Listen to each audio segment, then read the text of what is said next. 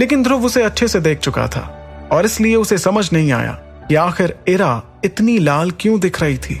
इस बात को भुलाते हुए उसने सामने दिख रहे अग्निपथ की ओर इशारा किया और इरा से कहा, चलो अंदर चलते हैं।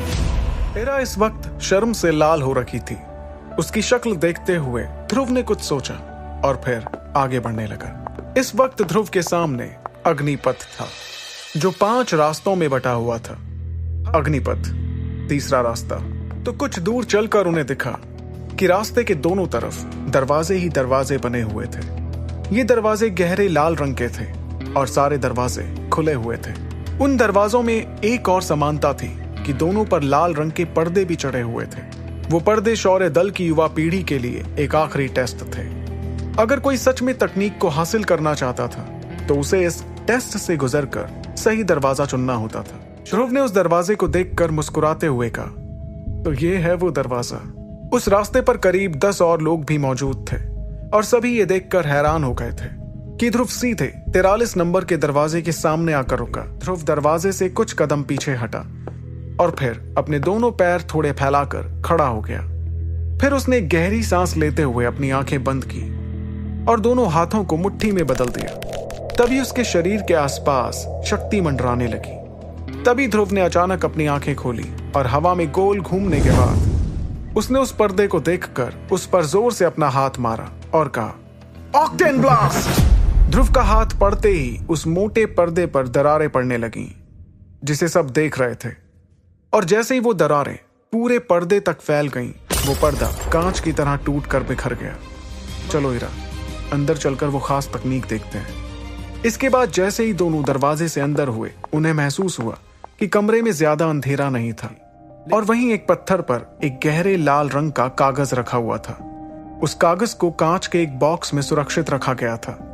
ध्रुव ने आगे आते हुए चमकती आंखों के साथ उस बॉक्स को उठाकर अलग किया और फिर कागज उठाकर उसे पढ़ना शुरू किया। क्लास 1 हाई लेवल तकनीक, फ्यूरियस फ्लेम। मैंने तो सोचा था कोई ताकतवर तकनीक मेरे हाथ आएगी, लेकिन तभी इरा ने अपना हाथ आगे लाते हुए ध्रुव के हाथ से वो लाल कागज छीन लिया। इरा की इस हरकत पर चौंकते हुए ध्रुव ने कहा, इरा, तुम ये क्या कर रही हो? लेकिन मेरा मानना है कि सबसे पहली खास तकनीक शक्तिशाली होनी चाहिए। और सच तो ये है कि क्लास 1 की हाई लेवल तकनीक थोड़ी कमजोर तकनीक है। और उसके हाथ में अचानक एक और लाल कागज आ गया। इरा ने जादू से लाए गए लाल कागज को देखा और ध्रुव से कहा, इसमें है क्लास 2 की हाई लेवल तकनीक, फ्लेम मैनिपुलेशन।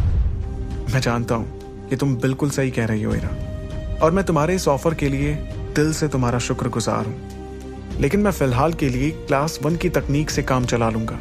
और रही बात ताकतवर तकनीक की, तो वो मैं खुद के बल पर हासिल करके रहूंगा। उसके बाद ध्रुव और इरा उस कमरे से बाहर आ गए थे। वो लोग दरवाजे के पास पहुंचे ही थे कि ध्रुव को अचानक लाल ड्रेस में एक लड़की दिखाई दी। ये कोई और नहीं बल्कि खुद काव्या थी। काव्या थोड़ी परेशानी में दिख रही थी क्योंकि वो पर्दा तोड़ने में नाकाम रही। काव्या किसी और की मदद भी नहीं ले पाई क्योंकि वो पर्दा इस तरह से बनाया गया था कि अगर 2 लोग भी उसे तोड़ने की कोशिश करें तो भी वो ऐसा नहीं कर पाएंगे। काव्या के चेहरे पर परेशानी थी। वो खाली हाथ घर लौटना नहीं चाह रही थी। उसे जैसे ही लगा कि पिता के इतनी मदद करने के बाद भी वो तकनीक हासिल नहीं कर पा रही थी, तब उसके आंसू बहने लगे। बहते आंसुओं के साथ उसने अपने आसपास नजर घुमाई कि तभी उसे ध्रुव दिखा, जो उससे थोड़ी दूरी पर खड़ा होकर उसे ही देख रहा था। ध्रुव को देखकर काव्या ने तुरंत अपने आंसू पोंछे और उसके चेहरे पर एक मुस्कुराहट आ गई।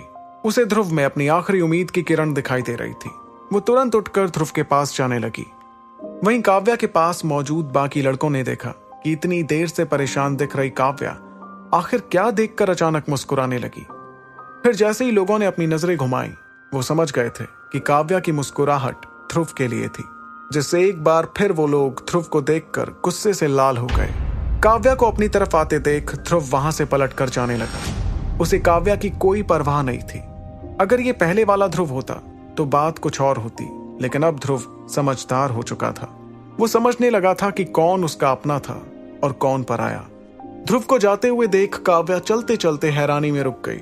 उसका मुंह खुला का खुला रह गया क्योंकि उसने ध्रुव से ऐसी उम्मीद बिल्कुल नहीं की थी।